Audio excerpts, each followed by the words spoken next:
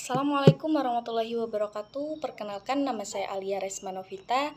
Saya dari kelas D, Prodi Hukum Keluarga Islam dengan NPM 2021010228.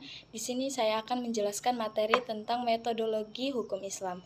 Metodologi hukum Islam ini terdapat objek dan subjek hukum Islam. Hukum dalam konsep ilmu fikih dibagi menjadi dua macam, yaitu hukum taklifi dan hukum wadi. Secara terminologi, hukum adalah kitab Allah yang berhubungan dengan perbuatan mukallaf. Yang dimaksud dengan kitab adalah firman Allah yang berupa perintah-perintah atau larangan-larangan. Juhaya S. Praja menyebutkan bahwa kitab itu sebagai al-muktabih, yakni produk dari kitab yang berupa perbuatan hukum. Juhaya juga mengatakan bahwa yang dimaksud dengan al-iqtiqa ialah tuntutan untuk melaksanakan sesuatu. Jika tidak dilaksanakan akan mendapat dosa dan siksaan disebut dengan wajib, sedangkan tuntutan yang harus ditinggalkan jika dilakukan akan berdosa dan mendapat siksa, sehingga disebut dengan haram. Al-takhir ialah apabila hakim memberikan pilihan kepada mukallaf untuk melakukan sesuatu perbuatan atau tidak melakukannya. Ada beberapa hukum taklifi, yaitu pertama ijab dan yang kedua nad. Menurut ulama Hanafiyah, hukum taklif dibagi menjadi 7, yaitu fardu, wajib, tahrim, karohah tanzih, nab, dan ibahah. Menurut ulama Hanafiyah, jika suatu perintah didasarkan pada dalil yang pasti seperti Al-Quran dan hadis mutawatir, perintah tersebut disebut dengan perintah fardu. Akan tetapi jika perintah itu berdasarkan pada dalil yang zani, perintah itu dinamakan wajib. Demikian pula halnya dengan larangan. Jika larangan itu didasarkan pada dalil yang qad, disebut haram. Sebaliknya, jika larangan itu didasarkan pada dalil yang zani, maka tergolong pada hukum makruh. Hukum wadi ialah firman Allah yang menjadikan sesuatu sebagai sebab adanya yang lain.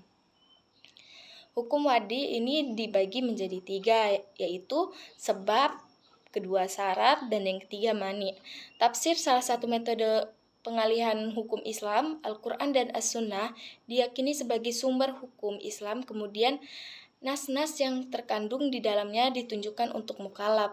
Maka untuk mempermudah pelaksanaan hukum yang dimaksud, upaya ulama di bidang usul fikih dan bidang fikih mulai menggunakan pendekatan rasio dalam menggali makna dan maksud yang dikandung oleh kedua sumber tersebut.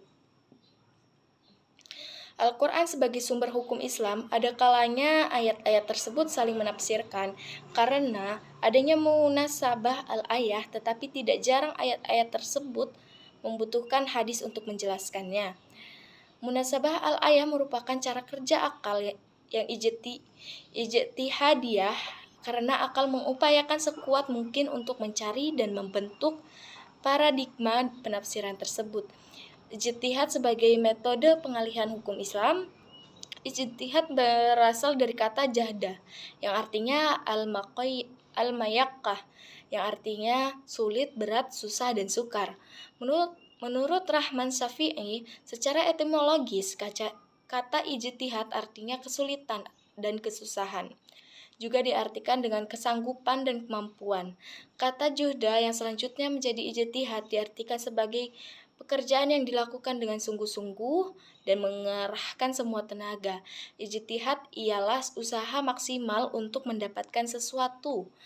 Jika tidak sungguh-sungguh, tidak dapat disebut ijtihad, melainkan takfir, berpikir biasanya dan sederhana. Al-Wahhab Khalaf mendefinisikan ijtihad menurut ulama usul, yaitu mengarahkan daya dan kemampuan untuk menghasilkan hukum syara dan dalil-dalil syariat yang terperinci.